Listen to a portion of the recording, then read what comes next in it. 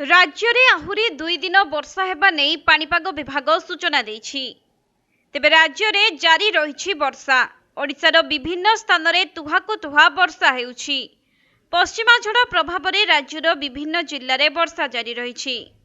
राजधानी भुवनेश्वर में वर्षा पाग कहला रही भी सामान्य गुळुगुळी अनुभूत हेउछि। सेहिपरि ट्विन सिटी रे आसंता 2 दिन रे पाग आंशिक मेघाच्छन्न रहिबो।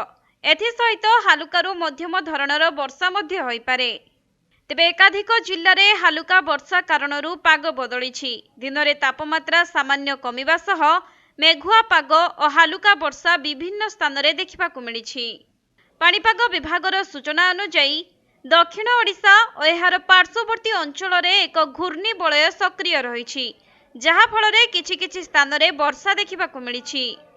सेहिपरि आसंता 24 घंटा रे किछि जिल्ला रे वर्षा हेबा नहीं आकलन करिछि आंचलिक पाणीपाग विभाग।